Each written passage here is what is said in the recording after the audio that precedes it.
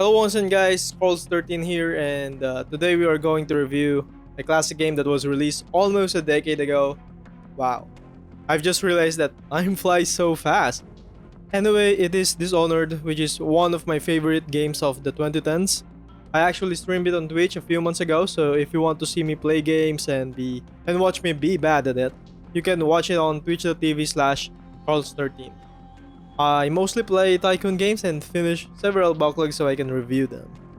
Also, I have changed the way I write reviews since we are trying to make a uniform way of writing reviews on the website thegamerscamp.com. So without further ado, let us go and see how good the game is.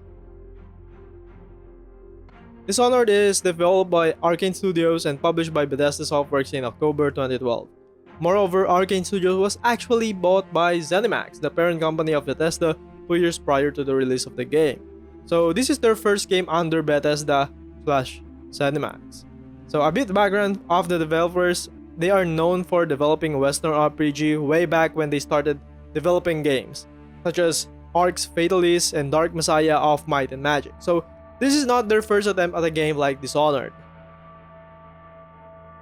As for the story, the game is set in a fictional set of Dunwall, which is currently experiencing a severe rot plague problem.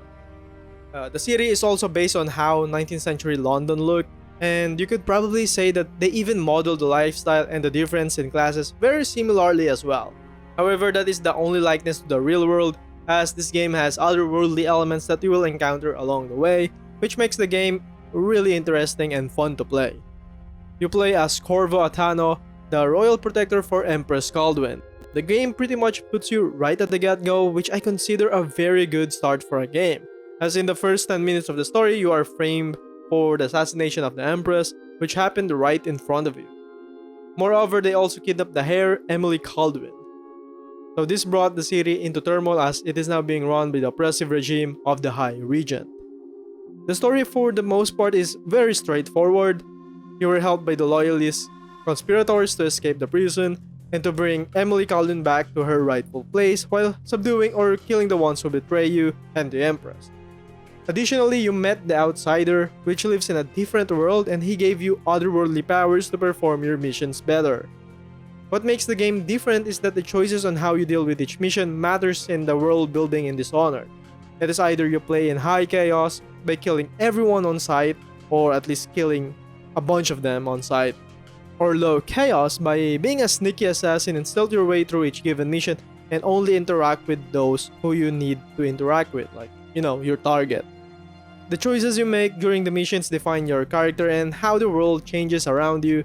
High chaos means more rats, more enemies, and more infected people of the plague. Amazingly, even your allies do not think of you highly if you just go your merry way killing everyone. On the other hand, low chaos means less of all of those things, and people like you and even commend you for sticking to the plan without any collateral damage. Honestly, Dishonored has amazing lore, and again, its world building is one of the best I have seen and experienced even today. This is one of the few games that I tried reading the books to know more about the world, and even the side quests are not tedious and they are instead rewarding, as they would give you more options towards your goals as you complete them. There are 9 missions in total, excluding the short intro, and each mission takes around 50 minutes to 1 hour and 20 minutes to complete on low chaos, while you can probably finish it in less time on high chaos. If you plan to see both endings, and I highly recommend doing so, it will probably take you around 18 hours more or less to finish the main game. The DLC would probably give you another 10 hours, but I will provide more details on that later. Moving on to the visual and audio presentation for Dishonored, and all I'm going to say is the visuals look amazing. It has a distinct art style, which is a good blend of realism with a cartoonish or slightly exaggerated art style, just like a painting from the 19th century. It can easily be remembered, and I could probably recognize the game if I came across a screenshot of it somewhere in the internet. The character models are also diversified, as there are royalty, slim guards, bulky guards, thugs, assassins, and plague victims, and many more. You see these people across the missions and even interact with each other, like the plague victims versus the guards, or just randomly walking in the street. On the other hand, the world design is skillfully made, as it perfectly shows the city in peril due to the bad events occurring within the city, like the floods, the rat plague, and just a bunch of misfortunes. Although I must say the textures in the environment are not the best, some textures look blurry if you look closely, and even if you crank the graphics setting to the highest on PC, it doesn't look that great. However, in a way, the blurry textures fits on whatever they want to display to the player, so it kind of works. Animation is smooth and it doesn't feel clunky. The sword fight is satisfying enough that I actually like fighting multiple guards at once. I also absolutely love the assassinate or kill animations for the targets. Voice acting is great in this game. We have a bunch of celebrities do the voice acting in this one, which really surprised me the first time I saw the casting. For instance, Chloe Moretz voice Emily Caldwin, Lena Headey or Cersei Lannister voice Callista, and John Slattery or Howard Stark voice Admiral Havla. It kind of sucks that Corvo is a silent protagonist here, but this helps in shining the spotlight for the other characters. Young Lady Emily, I'm Callista. I'll be caring for you and schooling you while you're with us. Pleased to meet you. As am I. Would you like to see your room in the tower? Can I see it? Yes, you may. You'll get to see it all. The entirety of the Hound Pits. Good. I think I'll like it here. I'll go with Callista, Corvo. I'll see you later.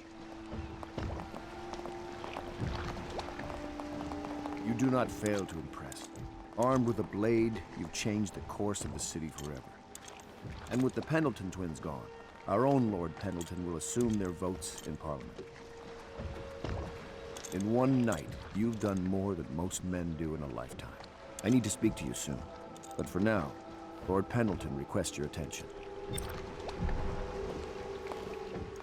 The generic voices and the generic conversations are also decent enough, but a little bit repetitive. I wish there would be more random conversations as you sneak around the patrol guards. I mean, there are, but in a game that you may want to repeat over and over again, it just starts to be annoying hearing the same 2 to 4 lines of conversation that they have. The official soundtrack was composed by Daniel Litt, who also composed the later Silent Hill soundtracks. Sadly, he died back in 2017. Rest in peace. Anyhow, the soundtrack is good, and it immerses you more in the game since most of it has a suspenseful and eerie tone.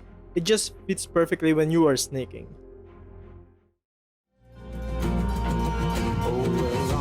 For all of the big and the small, well, the taller they stand, oh, the harder they fall. We live for today, but we die for the next. Now for the gameplay, Dishonored is not an open world game. After the introduction sequence and your escape from the prison, you will be staying at the Hound's Pit pub since this will be the base of your operation as an assassin. That is a pretty big place with a lot of people. The loyalists will give you a mission and you will set by boat with Samuel, the boatman, to your designated mission. The missions are clear-cut. You have one main objective and a bunch of side objectives that you can optionally do, and by doing so, you are rewarded with new intel or items.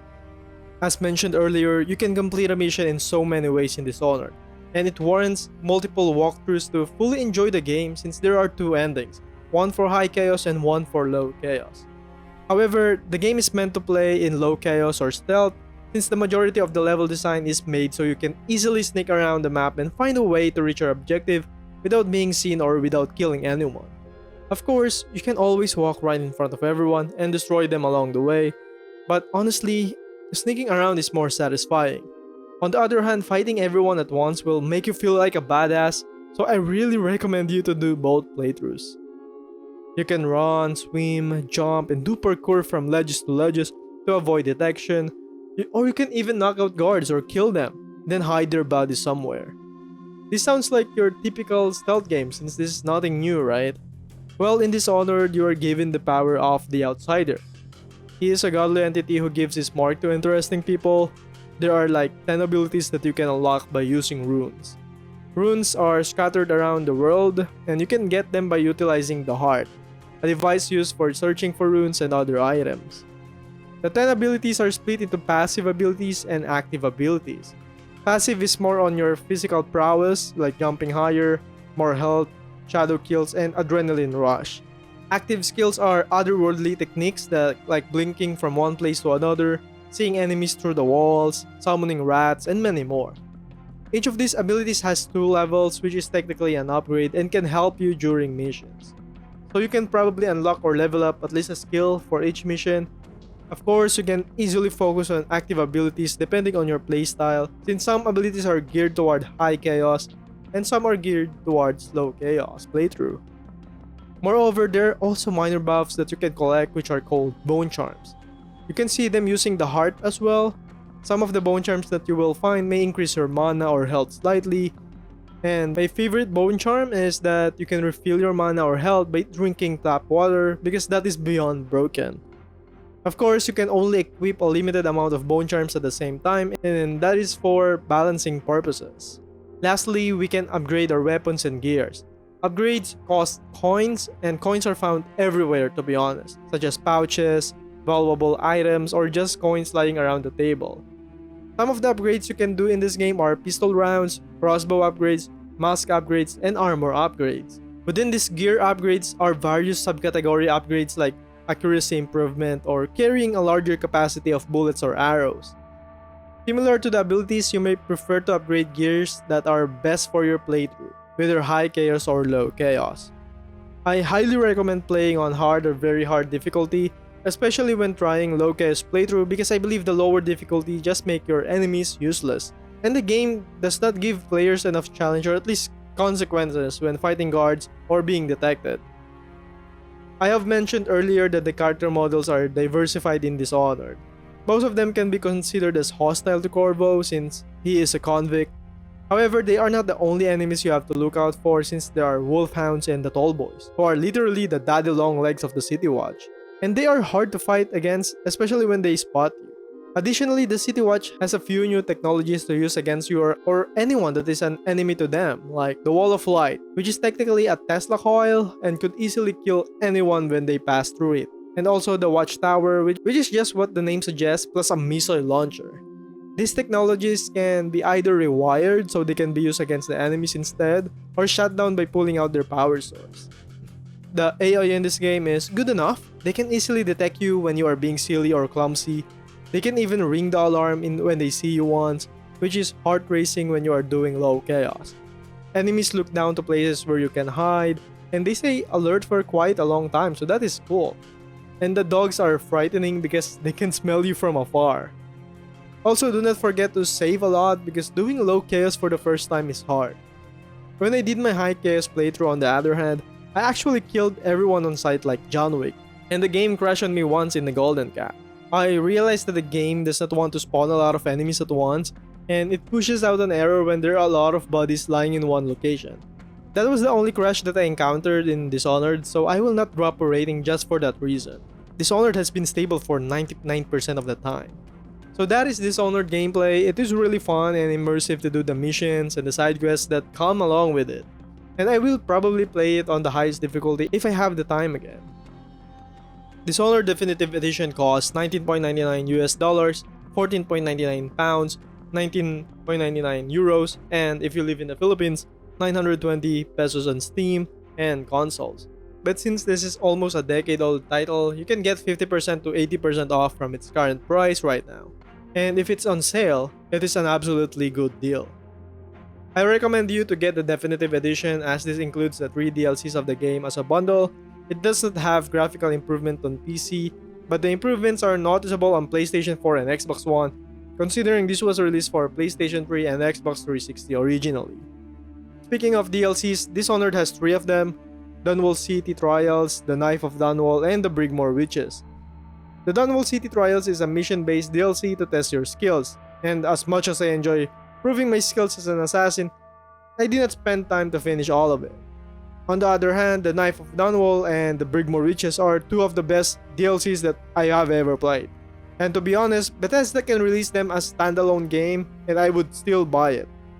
You play as Dowd on these 2 DLCs, and he has abilities that are way different compared to Corvo. The story is as good as the main story, with several new characters introduced, and of course the low and high chaos feature is still in effect, meaning you must play each DLC twice to see everything.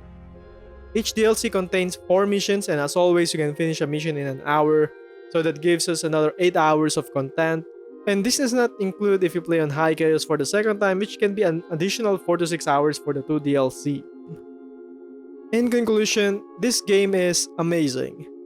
And if you have not played it, I highly recommend this game. It is easily one of my best games in the 2010s. I have seen people on Reddit doing challenges like a pistol-only playthrough, blink attack playthrough, and it's just a lot of possible things you can do with this game. That is why there are 2 sequels for this franchise, and I would be glad to finally play it after I review this game. So here are my ratings for the individual aspects of the game. The story is 9 out of 10, graphics is 8 out of 10, gameplay is 9 out of 10, sound is 8 out of 10, and content value is 10 out of 10. And that gives us a score of 8.8 out of 10 for Dishonored. And based on our review scale, it is an excellent game. Thank you guys for watching this review. I hope you like it. It has been a while since I created a video, and I have a lot of backlogs ready to be reviewed. And hopefully I can do more reviews this year. So if you enjoyed this video, do not forget to like, subscribe, and share this video with your friends. Thank you again. See you guys next time. Bye!